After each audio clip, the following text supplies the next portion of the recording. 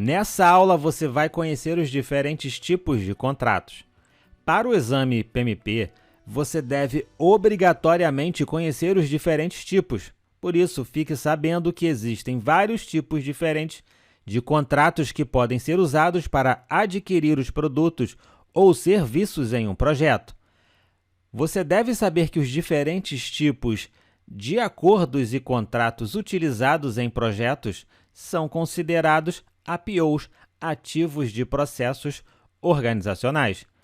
E conforme falado em aulas anteriores, durante o projeto, o gerente de projetos vai realizar diversas aquisições em um projeto e, dependendo do que for adquirido, ele selecionará um tipo de contrato para cada aquisição com base nas seguintes considerações: o que será adquirido, se a declaração do trabalho DT está completa, o nível de esforço e conhecimento que o comprador pode dedicar a gerenciar o fornecedor, se o comprador deseja oferecer incentivos ao fornecedor e padrões da indústria para o tipo de contrato usado. Você percebeu nesse último padrões da indústria? Isso significa que, dependendo do tipo do projeto, setor, os tipos de contratos usados serão diferentes.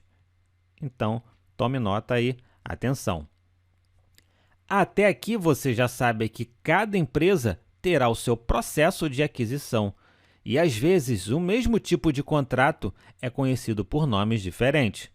Se você já trabalha com contratos, isso talvez possa dificultar o seu aprendizado. Mas existe uma dica que talvez possa lhe ajudar a entender, mesmo se você não tiver conhecimento. E se você for fazer o exame, vai lhe ajudar ainda mais. Vamos lá. Fique sabendo que, basicamente, existem 3 grupos ou categorias de contratos.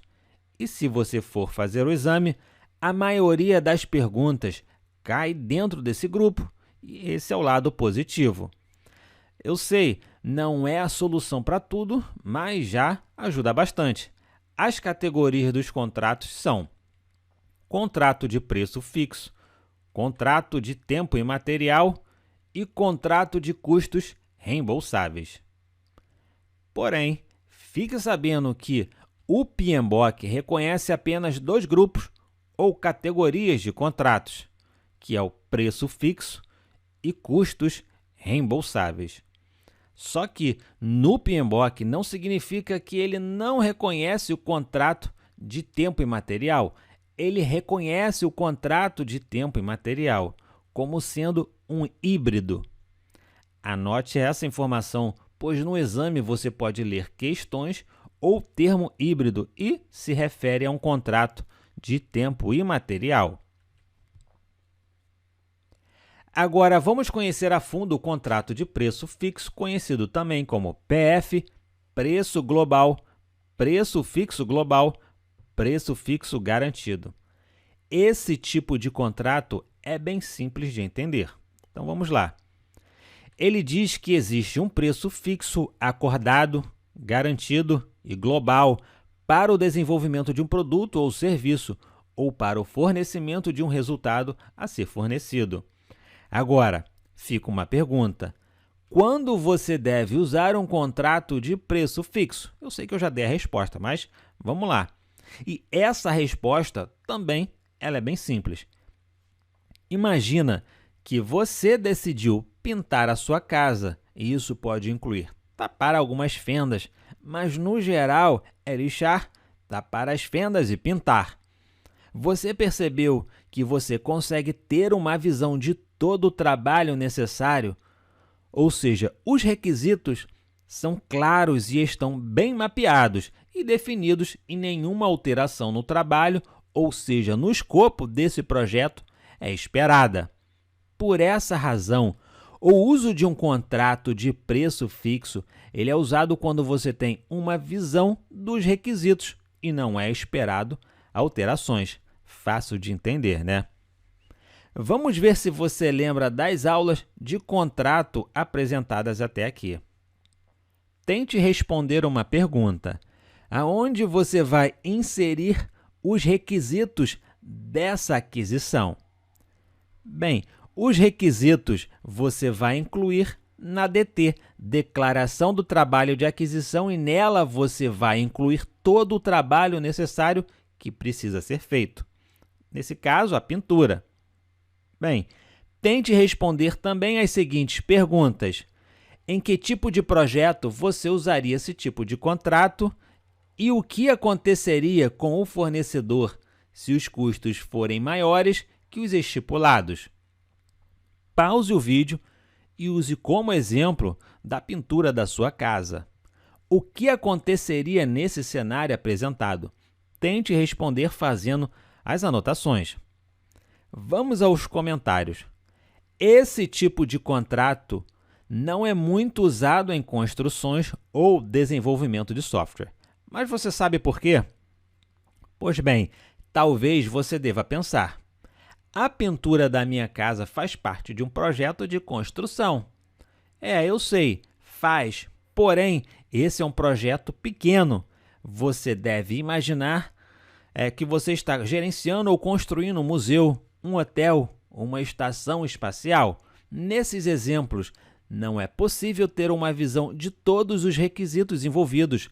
A declaração do trabalho seria monstruosa, infinita e interminável. Por isso, respondendo à pergunta, esse é o motivo de não usar esse tipo de contrato. Eu espero que você tenha entendido, ou seja, clareza dos requisitos. Agora, o que aconteceria com o fornecedor se os custos forem maiores que os estipulados? Bem, se os custos forem maiores usando um contrato de preço fixo, o fornecedor deve arcar com os custos adicionais. Sendo assim, nesse tipo de contrato, o fornecedor assume todos os riscos envolvidos e o comprador assume menos riscos, pois o escopo é bem definido.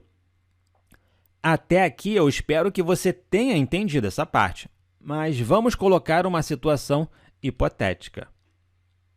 E se o fornecedor não usar um contrato corretamente? E se o contrato de preço fixo for utilizado quando não deveria? Se for difícil de responder, pause o vídeo e faça as suas anotações. Lembre-se que você deve sempre tentar responder. Vamos lá. Imagina que você está gerenciando um projeto onde os requisitos não estão claros o suficiente. Pense nessa situação. Você aprendeu até aqui que você deve usar um contrato de preço fixo quando você tem clareza do trabalho necessário e todo o trabalho estará descrito na DT, Declaração do Trabalho da Aquisição. E só assim o fornecedor conseguirá precificar o trabalho necessário, ou seja, o fornecedor pode dar um preço justo, onde ele ainda terá lucro. Agora, respondendo à pergunta, se um fornecedor perceber que não será capaz de obter nenhum lucro no projeto, há o risco de o fornecedor poder tentar retirar o projeto de seus melhores empregados. O risco de cortar trabalho que esteja mencionado no contrato, o risco de eliminar trabalho que não esteja mencionado no contrato, mas que seja necessário, o risco de reduzir a qualidade ou tomar quaisquer medidas para economizar dinheiro. Isso tudo aconteceu porque alguém, em algum momento, sem conhecimento do impacto no uso incorreto de contrato, escolheu um contrato de preço fixo e, sem saber, adicionou riscos desnecessários ao projeto. Agora, vamos dar uma pausa e ver alguns tipos de questões que caem no exame e ver se você entendeu o que foi apresentado até aqui. O contrato de preço fixo é vantajoso para o comprador. Por quê? Letra A. Requer especificações extremamente bem definidas. A B. Requer procedimentos formais para mudanças de escopo. C. O vendedor assume riscos financeiro e técnico. Letra D. Tem um custo conhecido. Tente responder. Pause o vídeo. Bem, vamos aos comentários. A letra A. É uma verdade que um contrato de preço fixo requer especificações extremamente bem definidas. A letra B. Todos os projetos deveriam sim ter um sistema formal de controle de mudanças em contratos. A letra D é uma verdade que um contrato de preço fixo tem um custo conhecido. A letra A, B e D são verdades, mas não são vantagens para o comprador pensando em projetos.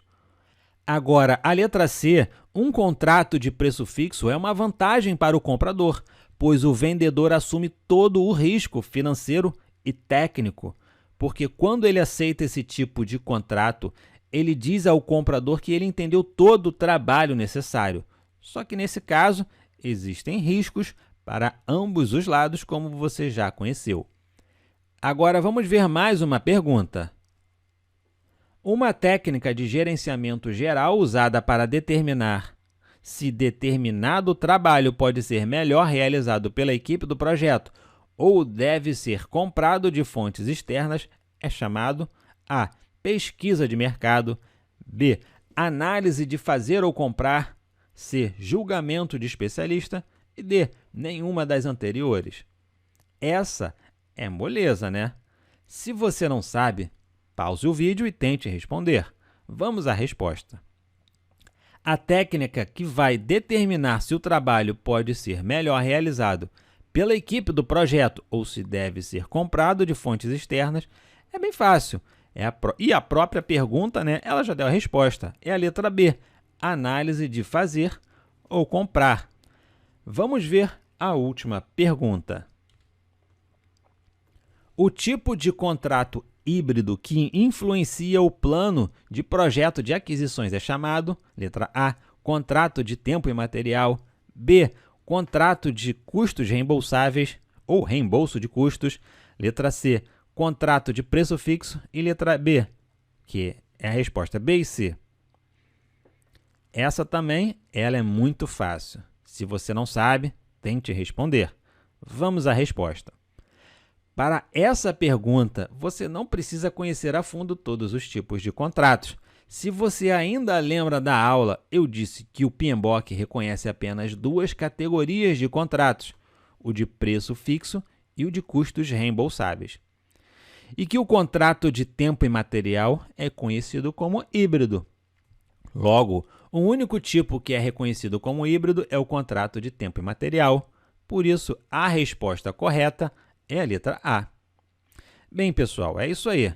Vamos encerrar essa aula por aqui. Na próxima aula, vamos conhecer outros tipos de contratos. Muito obrigado e até a próxima!